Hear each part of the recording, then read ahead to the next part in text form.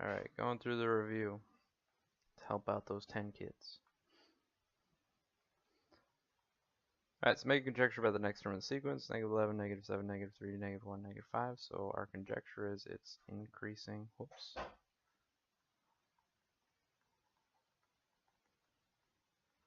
by 4. So the next term in the sequence, we could say, should be 9. Okay, that's it. So number 2, xy equals yz. Y is then y is a midpoint of xz. Find a counterexample. Okay. So we know it's not true because it tells us to find a counterexample. So we think this is x, y, right? And y is the midpoint of xz. You'd think that it was written like this. I want it to not be written like that. So what if we say z is up here and not there? So now xy can still equal yz, but y is no longer this midpoint because now it's going like that. Alright? So we can say find a counterexample. We can say x, y, z are not collinear. Right, dog? Linear. That's right. Okay, that's enough. Alright, what's the truth value of the following statement? Square root of 16 equals negative 4, and 2 is less than 2. Well, this is true. Right, square root of 16. No, it's not. That's false. Square root of 16 is 4. And 2 is not less than 2, so we have false and false, so the whole thing has to be false. Okay, and number 4 says, suppose P is true. Would you leave that dog alone? Oh my goodness. Suppose P is true and Q is false. What is the truth value of the disjunction of not P or not Q? Okay, so if P is true, then not P is the opposite, so that would be false. So we have false or, and then not Q. So if Q is false, then not Q would be true. So if we have false or true, then the whole statement's true. Because if it's or, only one part of it has to be true, and it is. Number 5, write an if-then form. So all dogs have 4 feet. So if it's a dog, then it has 4 feet. I guess we should say it should have 4 feet. You know, there's some dogs that don't have 4 feet. But they should have 4 feet. Has 4 feet. Now I'm sad. Our dog has 4 feet though, so close enough. So identify the hypothesis statement. If you live in Chicago, then you live in Illinois. So hypothesis is the part before the then. So that's this right here. So the hypothesis would be you live in Chicago.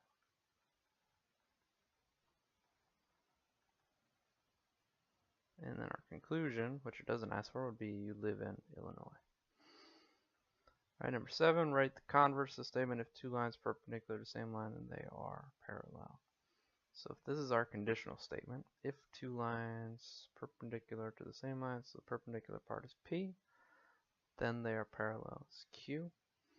Converse just means instead of P then Q, it goes Q then P. Okay, so we just switch the order around. So we say if two lines are parallel,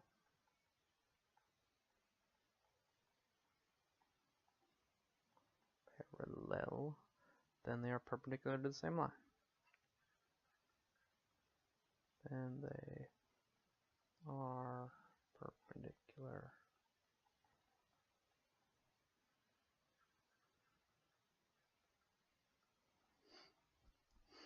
Alright, number 8. Use the law of detachment to write a valid conclusion for the given information. So remember, law of detachment says P, then Q is true, and P is true, then Q has to be true. Okay? So that's what we're looking for. So if two angles are supplementary, then their measures have a sum of 180. So that's our P and Q. Two angles are supplementary. Then they have a sum of 180. Okay, then X and Y are supplementary. Well, that's P again. So what could we say is true?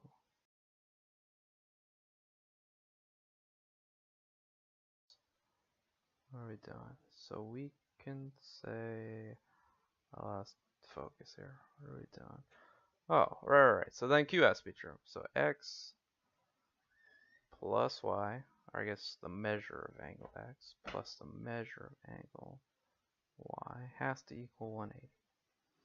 That's law of detachment.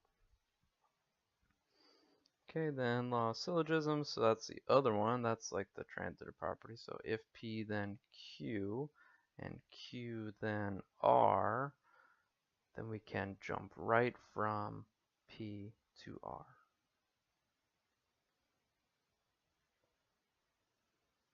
Okay, so we need three different parts here. So we have if today is January 1st, okay, so we can call that P.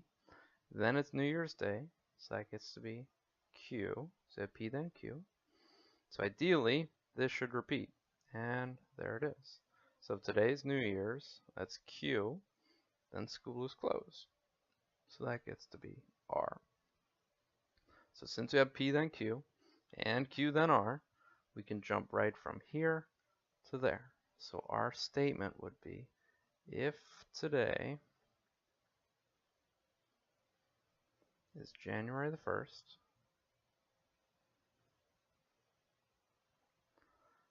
then school is closed. Because it's New Year's. But we don't have to write New Year's. We have to say, then school is closed.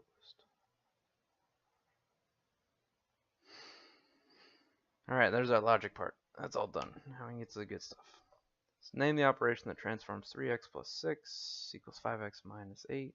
3x equals 5x minus 14. So we got rid of plus 6, right? That's not here anymore. So the operation we would do that is we would have to subtract 6 from both sides. And then find x. So that just wants us to finish the problem here. So if we do minus 5x, we get negative 2x equals negative 14. Divide both sides by negative 2. And x equals 7. Right. Complete the proof by supplying the missing information. Okay, this one's not too bad. This is just when we're doing algebra proofs. So they added 7 to both sides, and then they simplified, and then they divided 2 from both sides. So this would be our division property of equality, or just division property. Okay, number 12. If measure of angle 1 is x plus 50, and the measure of angle 2 is 3x minus 20, find the measure of angle 1. So these are vertical angles. And vertical angles are always congruent. So we can say x plus 50 equals 3x minus 20. And then we just algebra this around. So plus 20 gives us 70, minus x gives us 2x. So 1x would be 35. But we don't want x, we want angle 1. So that's 35 plus 50, which is 85 degrees. Okay, halfway done. Turn the page. Alright, a little bit better proof here. So it says AC bisects angle bad. So AC is this one in the middle. If it bisects it, that means it splits the angle into 2 equal pieces. So these two both have to be the same. And then it says AC bisects BCD. So this one on top. And we don't know it yet if they're all the same, but we know these top two angles have to be the same. But then it also tells us that 1 and 2 are the same. So in reality, 1 and 2 are the same. And 1 and 3 are the same. So we want to get to, does that mean 3 and 4 are the same? Which hopefully you recognize, duh, of course. But we have to explain why. So we start with our given statements, nice and easy. And then it says 1 is congruent to 3 and 2 is congruent to 4. So why is that the case? Well, we said because it's the angle's bisected. So this is a definition of an angle bisector. Okay. So then how did we get from here to 3 equals 4? So sort of jumped. Probably could have done this in 2 steps, but if we look at it, if 1 equals 2, right, and 1 equals 3, what was I going for here? Okay. So 1 equals 2, 1 equals 3. So I can replace 1 with angle 2. I can say angle 2 is congruent to angle 3, right? And 2 is congruent to 4. So if 2 is the same as 3, 2 is the same as 4, I can replace this 2 with a 3. So we said this got substituted, and then 2 and 3 got substituted. So this is just substitution.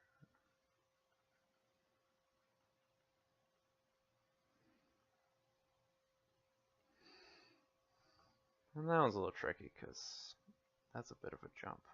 When in doubt, substitution's a pretty good answer. So state definition property, whatever that justifies statement. So if M is the midpoint of AB, then AM is congruent to MB. That's what the midpoint theorem is.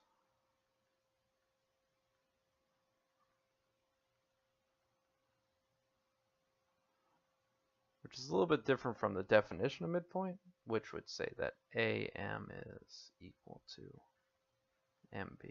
The actual segments themselves is midpoint theorem. Okay, then we have A is congruent to B, B is congruent to C. Then how can we say that A is congruent to C? Well, that's just transitive property, right? A to B, B to C, so A to C works.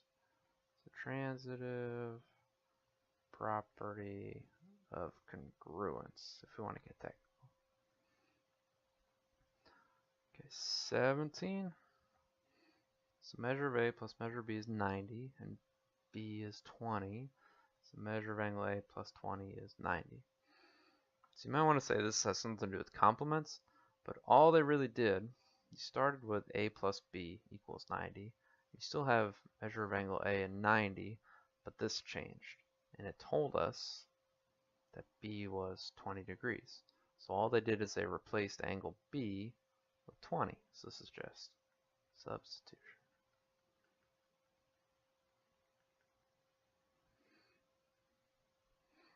Okay, this one talks about complements though. X and Y are complementary. Z and Q are complementary. And X is congruent to Z, then Y is congruent to Q. What in the world? So X and Y are complementary. Z and Q are complementary. So let's put some numbers in here because this is all over the place. So let's say X is 40. Why not? And then Y is complementary, so let's call that 50. So if X is 40, then Z is also 40. So I can put this over here, 40. And Z is complementary to Q, so Q would also have to be 50. So is this then true? Does Y equal Q? Well, this was 50, and so is that. And what they did here is it's just congruent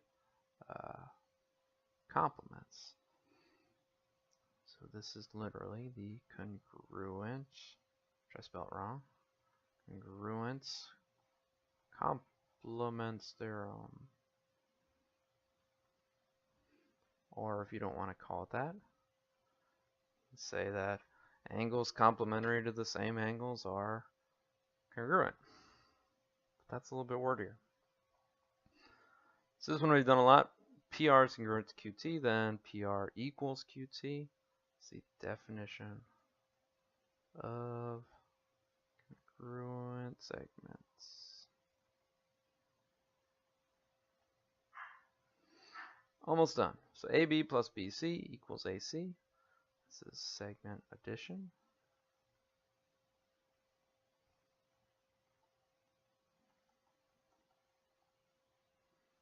Postulate. And our last one, right, the contrapositive of a rhombus is a parallelogram. So a rhombus, you say if it's a rhombus, then it's a parallelogram. So that gives us our P and Q. P then Q, that's our conditional. So contrapositive means we switch the order. So Q then P, but we also switch the truth value. So we negate both those statements. So we would write that as, how would we write this? Not Q. So we say if it's not a parallelogram, so like, I'll just say it's. If a shape, if your figure is not a parallelogram, it's not parallelogram,